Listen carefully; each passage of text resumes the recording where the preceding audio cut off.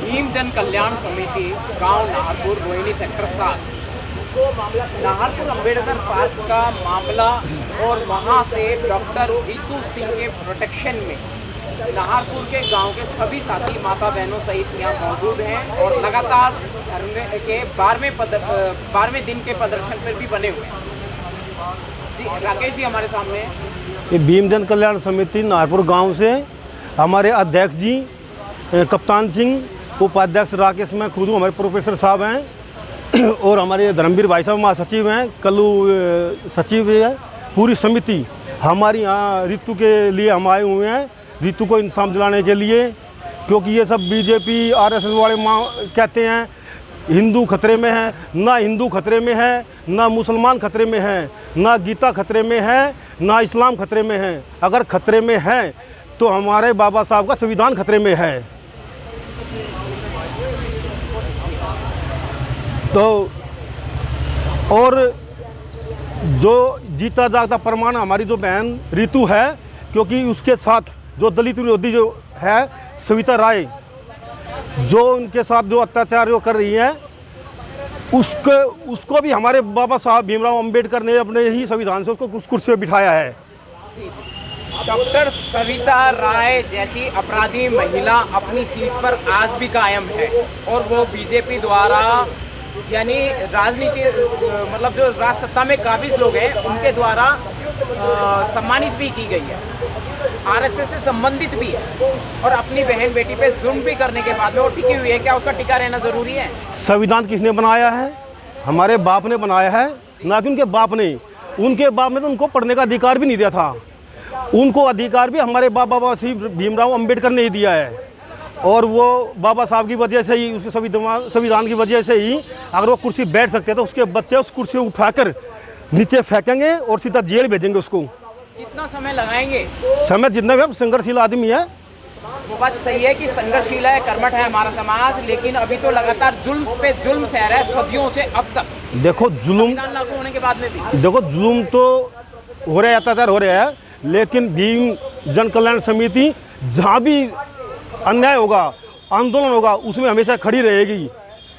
और इतना होगा कि जैसे हमारी बहन बेटियाँ सभी आई, माँ चाची सब आई हुई हैं हमारी, पूरा नाहरपुर गांव उठ के आएगा और सभी जितने भी गांव के आदमी हैं सभी 10-20 आदमी लेके आएंगे तो रोड पे जाम लग जाएगा। यह नीला आसमान होता ना, ये धरती भी नीली हो जाएगी और दीवारें भी नीली होंगी, ऐसा सैलाब आएगा एक दिन। नाहरपुर से हमारे साथ में दूसरे साथी मौजूद हैं, माननीय धर्मवीर जी। धर्मवीर जी ने लगातार अंबेडकर पार्क नाहरपुर गांव का वो पूरा प्रोटेस्ट देखा है, पूरा आंदोलन देखा है, झेला है और नकली फर्जी एफआईआर को भी पेश किया है।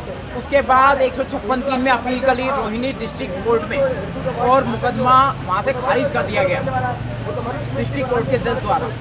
अब मुकदमा हाईकोर्ट में अपील किया है। क्या कहेंगे सर, क्या जानकारी देना चाहेंगे इस पूरे मुद्दे पर? कहीं जातिवाद महसूस कर रहे हैं या क्या है? सर इसमें जैसा कि हमने जब रोहिणी कोर्ट में 156(3) की एप्लीकेशन लगाई थी तो वहाँ से हमें पूरी उम्मीद थी कि एफआईआर हो जाएगी और जो ओपन कोर्ट में जो बहस हुई थी उस बहस के बाद तो हम बिल्कुल 100% श्योर थे कि एफआईआर हमारी दर्ज हो जाएगी। लेकिन जज ने जो नेक्स्ट डेट के लिए हमें टाइम दिया, उस डेट पे पता नहीं उस डेट के बीच में मनुवादियों और वकील के और जजों के बीच में क्या कहानी हुई, जो डीडीए के वकील थे क्या उनके अंदर हुआ। उसके बाद हमारी जो अपील थी उसको रद्द कर दिया गया। इस रद्द जो हमारी अपील हुई इसके ऊपर हम अगेंस्ट में हम हाई कोर्ट गए हैं। वहाँ से हमें पूरी उम्मीद है कि इनके ऊपर एफआईआर SC/ST एक्ट में दर्ज होगी और हम जीत हासिल करेंगे। जी दोषियों में कौन कौन है, किन किन के खिलाफ एफआईआर दर्ज करवाना चाहते हैं? दोषियों में सबसे मेन तो डीडीए के पदाधिकारी हैं, जिसके अंदर इनका चेयरमैन है, डीसीपी है, एसीपी, एसएचओ है, इनका एक्शन है और 3 जिन्होंने प्लॉट खरीदे हुए हैं, 3 वो टोटल 9 आदमी हैं और इन्होंने जालसाजी करके ही हमारे इस पे सारे प्रखंड को अंजाम दिया है और हम इसमें जीत हासिल करेंगे। इसमें हमारे जो सुप्रीम कोर्ट के मशहूर वकील मोहम्मद पराचा जी हैं वो इसको लीड कर रहे हैं और उनकी अगुवाई में हम इसमें एफआईआर भी दर्ज कराएंगे SC/ST एक्ट में और उस ज़मीन को हम वापस भी लेंगे। क्या आपको लगता है आपकी जमीन को जो है वहाँ के विधायक सहित भूमाफियाओं ने हड़प लिया? पूरी दिल्ली के अंदर जितनी भी हमारी ग्राम सभा की ज़मीन थी, इन ग्राम सभा की ज़मीन को डीडीए के द्वारा और जो भी एमपी एमएलए हैं, इनके द्वारा हर गांव में हर जगह ठगी के द्वारा ज़मीन हड़पी जा रही है। मतलब पुलिस प्रशासन अपराधियों के साथ, भूमाफियाओं के साथ मिला हुआ है। हाँ जी, बिल्कुल मिला हुआ है। इसी पे मुकदमा कायम किया हुआ हाँ जी, हाई कोर्ट में। बिल्कुल।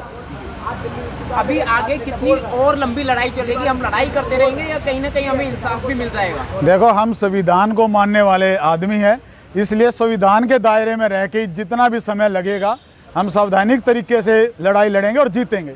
इसी कड़ी में मैं ये कहना चाहूँगा, हम यहाँ आज मौजूद हैं डॉक्टर रीतू सिंह के प्रोटेस्ट में।